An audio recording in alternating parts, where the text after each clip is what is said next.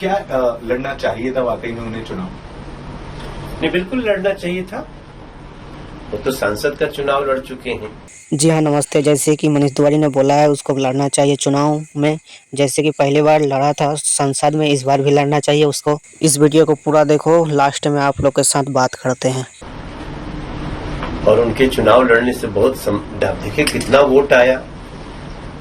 मुझे लगता है कि निर्दलीय जिन जिन नेताओं ने, जो स्टार्स ने चुनाव लड़े हैं, उनमें अगर बड़े मार्जिन से कोई सेकंड रहा है तो उसमें पवन सिंह भी है। तो उनको बिल्कुल उनको चुनाव लड़ना चाहिए, लड़ने का अधिकार है। लेकिन हाँ, राजनीति है, कुछ ऐसी चीजें भी चल रही हैं जिसमें उनको विपक्ष टारगेट कर रहा है।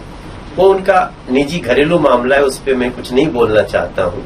आपकी बातें बहुत मानते हैं, आप कहेंगे उनसे कि आइए लड़िए? देखिए, अब जब उन्होंने डिसाइड, हालांकि वो शुरू से ही, मैं आपको आज तक पे खुलासा करना चाहता हूं कि पवन हमारे संपर्क में है, हमारी बात मानते हैं। अभी उनके चुनाव लड़ने के बाद भी मैं उनके घर गया, लखनऊ उनके पास गया, उनको समझाया, उनको वापस भाजपा में लाने का हमने सलाह दिया, उन्होंने बात मानी हमारी। लेकिन वो कभी भी विधानसभा चुनाव लड़ना ही नहीं चाहता था। वो आगे सांसद का चुनाव लड़ना चाहते हैं और मुझे पूरा विश्वास है कि वो लड़ेगा भी और बनेगा। बिहार के चुनाव को लेकर मनीष तिवारी का साफ कहना है कि बिहार अब नई उड़ान के लिए तैयार है। बिहार एक नए उड़ान को तैयार है। बिहार में पहले एक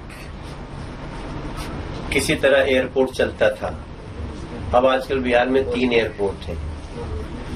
बिहार में सड़कों के बारे में कहा जाता था कि जब गाड़ी में गचकी बुझाई तो समझिए कि बिहार आ गई। अगर गाड़ी अचानक से होने लगे तो आप समझ लो कि बिहार आ गया। आज उस बिहार में एक से एक हाईवे, स्टेट की रोड्स भी, आप चाय पीते हुए गाड़ी चला के जा सकते हैं।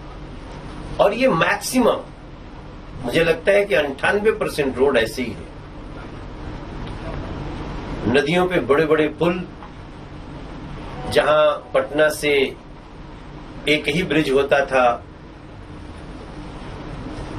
दूसरे तरफ आप मुजफ्फरपुर जाना हो, हाजीपुर जाना हो, छपरा जाना हो, गोपालगंज जाना हो, तो आपको उसी का सहारा लेना पड़ता था। 2-2 घंटे का जाम लगता था। आज दीघा पुल भी बन गया।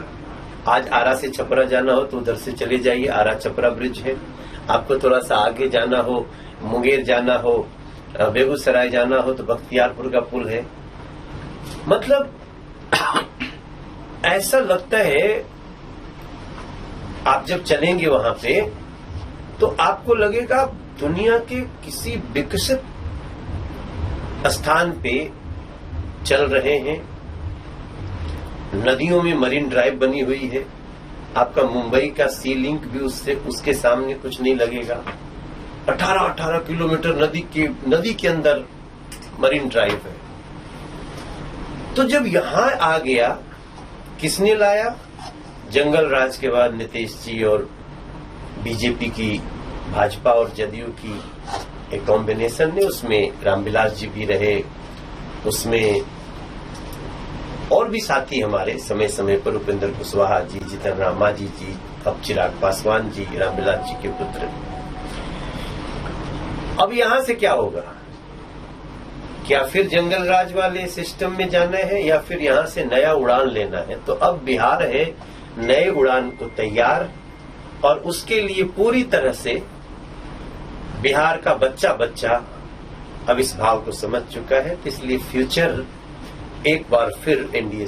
जी हाँ, मनीष तिवारी ने बोला है जब बिहार में सड़कें और पुल अच्छे तरीके से बनाए गए हैं, तो ये बात सच है कि झूठ? आप लोग कमेंट में ज़रूर बताना।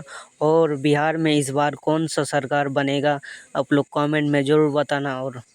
और साथ ही साथ हमारे इस चैनल को सब्सक्राइब कर लेना। इसी तरह की नई नई अपडेट आप लोग को देते रहेंगे और आप लोग को अच्छी खबरें और अच्छी तरीके से बताएंगे हम।